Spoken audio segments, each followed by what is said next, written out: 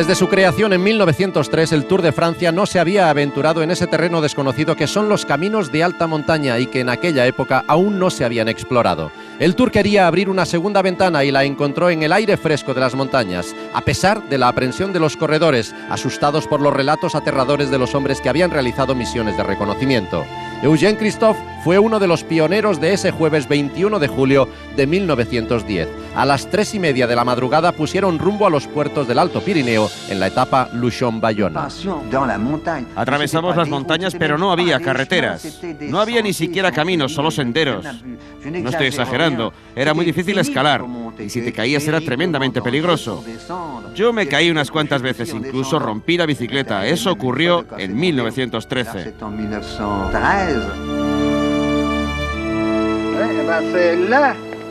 Aquí es donde se me rompió la horquilla, justo aquí, y tuve que ir andando hasta Santa María de Campan para que arreglasen mi horquilla.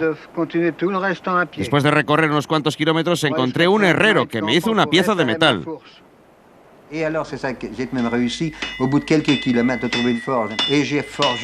Lo trágico fue que perdí el Tour de Francia por culpa de esa horquilla rota. Iba en cabeza de la general con una ventaja de 18 minutos y al final llegué 4 horas después. En vez de primero, acabé 24º.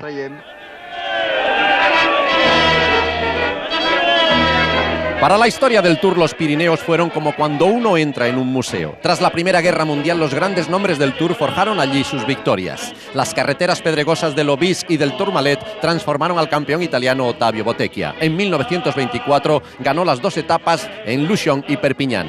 El luxemburgués Nicolas France inició su dominio con el triunfo en Luchon en 1927, la primera parte de su doblete en el Tour.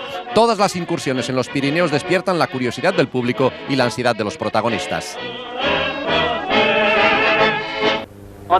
Antonin Magne, actualmente primero de la clasificación general. La víspera de salir hacia los Pirineos, me siento muy relajado y confío en poder defender mi maillot amarillo.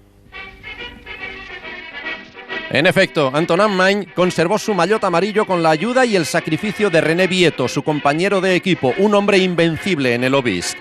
Pero el escalador de la Riviera francesa dejó de lado su propia ambición y ayudó a su líder en el descenso del Puy-Mogan. Vietto se vio condenado a esperar a la asistencia mecánica.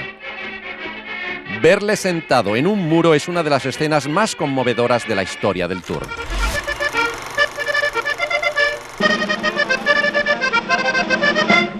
A pesar de una interrupción de 7 años, el Tour sobrevivió a la Segunda Guerra Mundial. En los Pirineos, Albert Bouglon, antiguo prisionero de guerra, protagonizó una increíble escapada. Inició el ataque al principio de la etapa de Carcassonne y recorrió los 235 kilómetros hasta Luchon. El récord sigue vigente hoy en día. Al día siguiente, un bretón bajito pero muy robusto llamado Jean Robic desató la locura en la Francia de la posguerra. Tras superar los puertos de Peyresourde, Aspen, Tourmalet y Obisque, Robic llegó triunfante a Pau con una ventaja de 10 minutos. Fueron los cimientos de una victoria en la general. Saint-Gaudens, 1950. Bobet, el campeón francés, se rindió a Bartali. Magne vestía de amarillo. Cruzar los Pirineos fue un verdadero caos ese día. Bartali reconoció que se sintió amenazado físicamente por el público, que se mostró muy agresivo en el puerto de Aspen. Los corredores italianos abandonaron el Tour. En 1951 se esperaba con impaciencia la gran etapa pirenaica entre Dax y Tarbes. Y llegó la tragedia. Un hombre se había quedado atrapado en el fondo de un barranco a 50 metros de una curva en el descenso del puerto del Obisque. Era el maillot amarillo, el holandés Wim van Aert. Los aficionados y los espectadores unieron fuerzas y se pusieron en marcha. Ataron docenas de ruedas y lograron izar al pobre hombre hasta la carretera. Van Aert estaba indemne, un verdadero milagro, pero el impacto fue tan fuerte que decidió abandonar. Los mejores escaladores del mundo han dejado su huella en las vertientes de los Pirineos, como es el caso de Fausto Coppi en el Tourmalet en el 52, una hazaña que quedó inmortalizada en las retransmisiones televisivas del Tour. 1958 en el Obisque, Federico Martín Bahamontes, el Águila de Toledo, se puso en cabeza, pero fue el escalador luxemburgués Charlie Gaulle el que ganó el Tour. Esta fue la era dorada de los escaladores en el Tour. Vamos a pasarlo bastante mal. No va a ser nada fácil. Los Pirineos me resultan más difíciles que los Alpes, aunque no sé por qué. Raymond Poulidor vio desfilar a muchos escaladores en sus 17 años de carrera. En ellos terminó 14 Tours. Pero en 1969 no fue el más fuerte y solo pudo ser testigo de las espectaculares hazañas de la carrera de Eddy Merckx. Merckx se escapó en la subida al Tourmalet con la ayuda de Van den Bos, su compañero de equipo. El belga emprendió una aventura alucinante. Una escapada de más de 120 kilómetros por los puertos de los Pirineos y utilizando el Tourmalet como plataforma de lanzamiento a 2.115 metros de altitud, se ventiló Soulorc y el Obisque. A sus 24 años, Eddy Merckx no tuvo ningún miedo en su primera experiencia en la Grande Boucle. Su actitud atrevida, propia de su juventud, le llevó a asumir riesgos que no encajaban con las teorías normales del ciclismo. En Mugens, Merckx terminó 7 minutos por delante del italiano Dancelli, segundo clasificado. Fue el inicio del reinado de los belgas en el mundo del ciclismo. 180 metros, 160 metros, 150 metros, voici tous les acclamations de la Boucle de Mérignac. Tout le Béarn est ici, toute la Chalosse, tout le Pays Basque, tout le monde. Bravo Merckx, bravo Merckx. Et si je le dis comme ça sur l'antenne avec mon enthousiasme, 1000 fois, 2000 fois, bravo Merckx, c'est un seigneur. En aquel momento nadie pensaba que uno de los futuros rivales de Merckx sería un joven borgoñés de 24 años, una promesa del ciclismo francés. Nos referimos a Bernard Thévenet, que escaló con enorme energía un Tourmalet sumido en la niebla. Incluso Merckx parecía vulnerable a las pedaladas del corredor del equipo Peugeot. Un Bernard Thévenet hecho trizas se consagró en la etapa de la Mongie. Primer Tour, primera victoria de una etapa muy significativa que auguraba un gran futuro.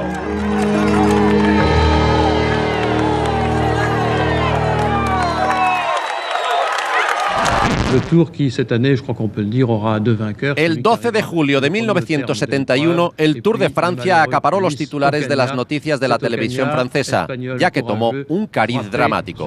Los televidentes pudieron ver la filmación cuya víctima era Luis Ocaña, el maillot amarillo del Tour.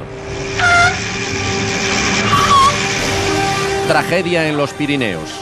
Ocaña, maillot amarillo que ya estaba en el suelo, fue embestido por otro corredor en el descenso del puerto de Menté, aún más peligroso debido al temporal de lluvia. Ocaña sufrió lesiones graves y tuvo que cederle el Tour a Merckx. No se salvó nadie. Thévenet quedó inconsciente unos minutos en el Soulorc, pero pudo continuar.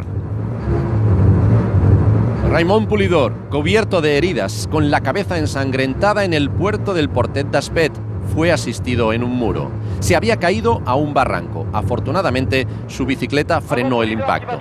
Este es el lado oscuro de los Pirineos, pero el sol siempre está a punto de salir después de una curva.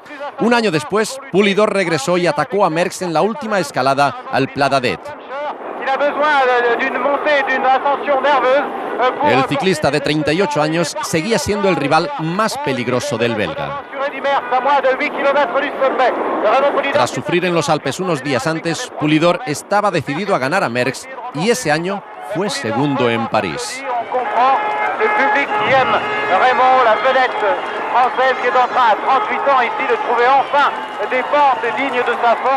El campeón belga lo ignoró, pero la derrota que había sufrido fue el inicio del declive de su carrera deportiva.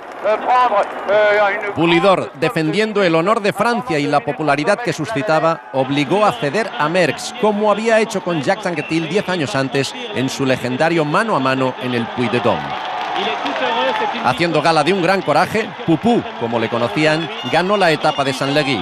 Una fantástica hazaña de Poulidor que fue un verdadero ejemplo de longevidad y regularidad. Habían pasado 7 años de su última victoria de etapa en el Tour de Francia. Lleva muchos días esperando esta victoria. ¿Qué siente ahora? Llevo esperando años más que días, porque hace mucho tiempo que no gano una etapa del Tour. Solo una noche separaba el triunfo de Poulidor de otra hazaña de un francés, un rayo caído del cielo que emergió de la niebla del Tourmalet. Hablamos de Jean-Pierre Donguillon, el compañero de equipo habitual de Thévenet, más conocido por ser un sprinter que se consagró en la cima del Tourmalet. Fue la mayor hazaña de su carrera, pero lo que fue aún más increíble de este inesperado ganador es que el corredor de Tours, agotado tras su escapada, volvió a hacerlo 24 horas después, en su segunda etapa pirenaica, hasta Pau. Es muy duro ganar así.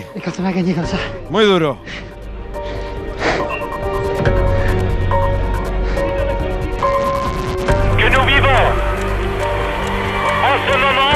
La fin de course d'une étape qui comptera parmi les plus fantastiques jamais disputées sur le Tour de France. 1976 fue un verano tórrido en Francia. El Tour empezaba en las sofocantes pendientes de Saint-Léry-Soulan. Merckx no estaba en la línea de salida. ¿A quién podría beneficiar su ausencia? Cyril Guimard, joven director deportivo del equipo Gitán, urdió una estrategia, una táctica audaz: iniciar las hostilidades en el Portillón y terminar el trabajo en la ascensión a Saint-Léry. En cabeza, su protegido, el belga Lucien Van Impe, se había alejado muchísimo. Le classement général ce soir va subir d'énormes chambardements. Van Impe causó un enorme impacto en el Tour. El belga ganó la etapa y le arrebató el maillot amarillo al francés Raymond Delille. Las diferencias eran enormes e irreversibles. Van Impe qui a trouvé encore la ressource de tendre les bras pour essayer de retrouver un petit peu Jules Zoetemelk lo sabía y fue derrotado por más de 3 minutos. Una vez más, el holandés tuvo que conformarse con una segunda plaza en París. A los 30 años, Lucien Van Impe ya no era un escalador puro, pero sí había ganado un Tour.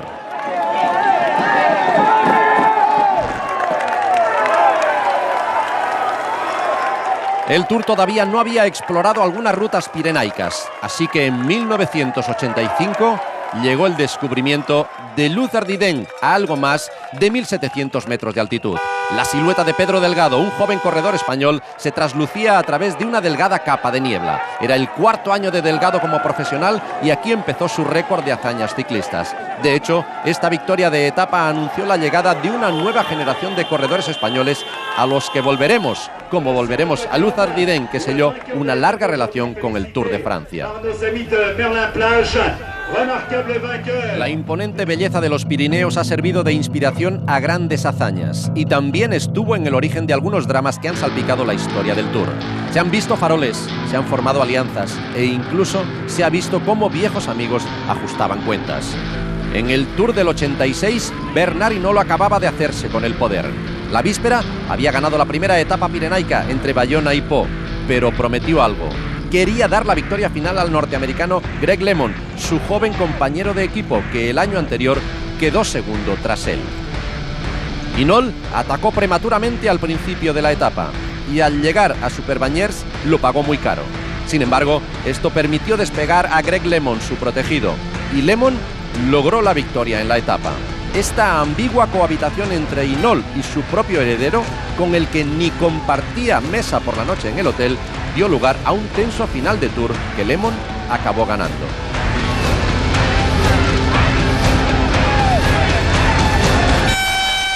¿Eso quiere decir que Hinault se sacrificó? ¿O sobreestimó sus propias fuerzas y se vio arrastrado por las dificultades? Intentó limitar la derrota que le infligió el norteamericano, que le ganó por casi 5 minutos. Hinault hizo frente a la crisis y se labró una nueva popularidad, la de perdedor, pero sus opciones a una sexta victoria en el Tour se estaban esfumando.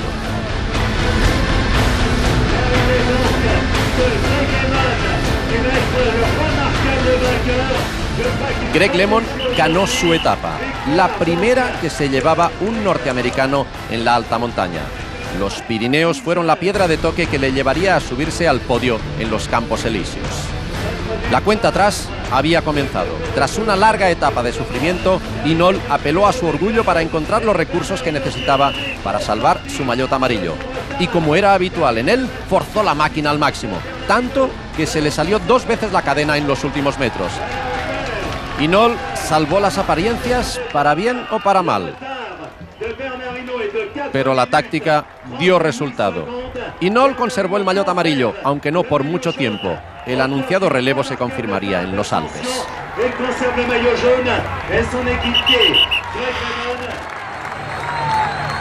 4 años después, Greg LeMond fue el verdadero patrón del Tour.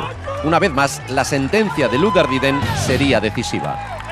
Mientras pedaleaba junto al español Miguel Indurain, el norteamericano se lanzó hacia la victoria, la tercera. Pero LeMond todavía no sabía que Indurain, su compañero de ese día, sería su torturador el año siguiente. El ganador español de la etapa se proclamó nuevo dueño del Tour. Era 1991.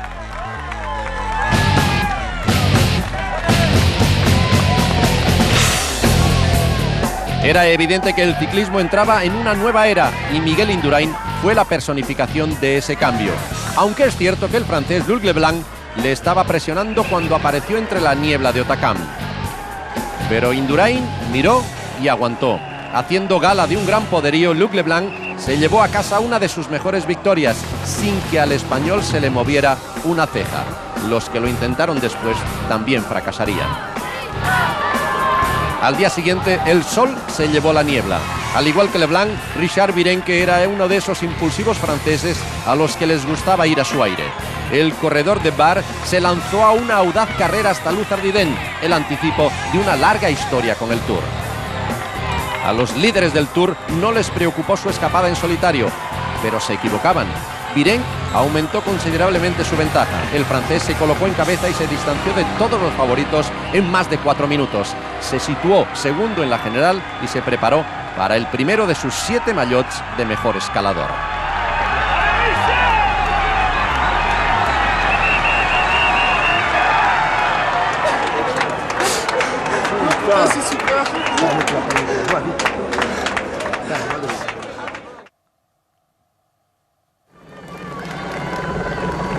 Una curva en el descenso.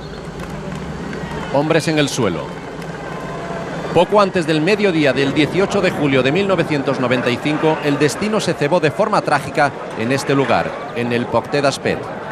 Entre las víctimas, que se dieron violentamente contra el suelo, estaba un joven italiano, Fabio Casartelli, campeón olímpico de 1992. El herido fue trasladado en helicóptero hasta el hospital de Tarbes. El pelotón siguió adelante sin saber nada de la tragedia, con Richard Virenque en cabeza. Cuando el corredor de Bar luchaba solo en cabeza, las noticias de la muerte de Fabio Casartelli corrieron por toda la caravana del Tour de Francia. Le communiqué de Radio Tour comme nous, on annonce le décès de Fabio Casartelli à l'hôpital.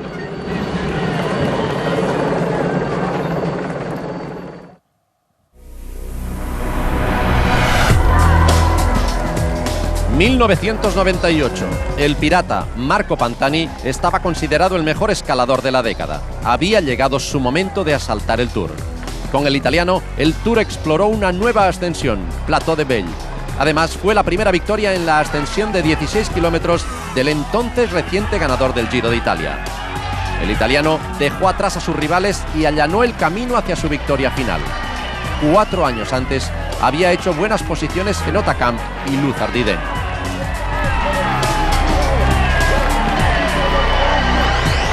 Ahora, esos mismos Pirineos fueron su consagración. Pero el maillot amarillo quería más y tuvo que esperar a los Alpes.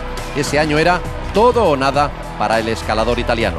Dejó los Pirineos sabiendo que ganaría el Tour. Después, contaminado por historias de dopaje, tuvo que despedirse de los Pirineos. Pero el Tour volvería a Plateau de Belle.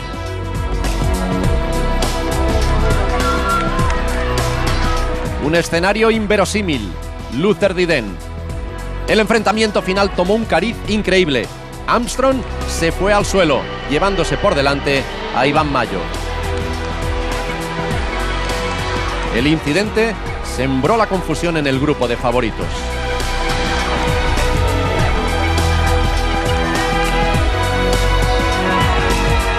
Ullrich fue el primero en reaccionar y se lanzó a toda velocidad sin esperar el regreso de Armstrong. En cuanto se subió a la bici, el tejano estuvo a punto de volver a caerse.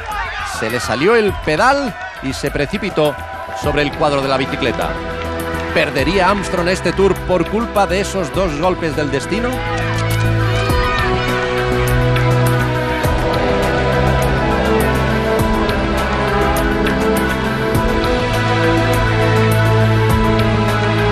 Puede que sus rivales se arrepintieran algún día de la benevolencia con la que trataron al norteamericano. Le esperaron y no le volverían a ver. En cuanto volvió, se lanzó, primero atacando a Mayo, después solo hasta la línea de meta. La competición pagó la cuenta.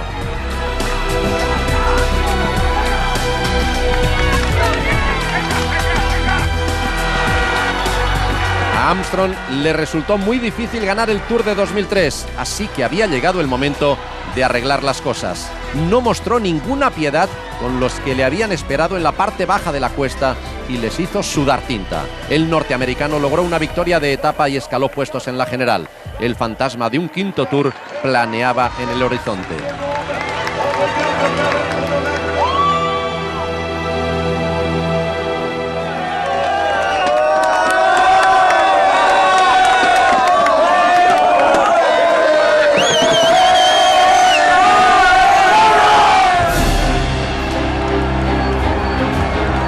Todos los años, cuando el Tour atraviesa los Pirineos, se desencadena una verdadera locura popular.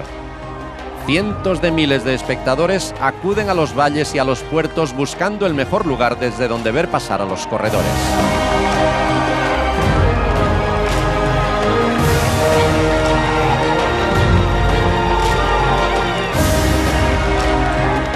Los Pirineos, un cruce de caminos, de regiones y sensibilidades. Una zona donde las banderas de Francia, España y el País Vasco coexisten en perfecta armonía.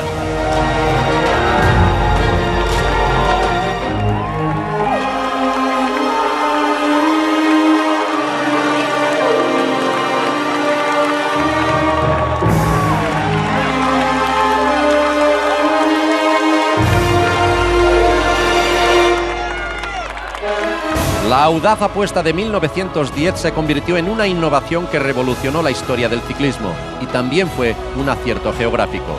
Un escenario salvaje y auténtico que todo el mundo sabe identificar. Una historia maravillosa que celebra en 2010 una relación de 100 años.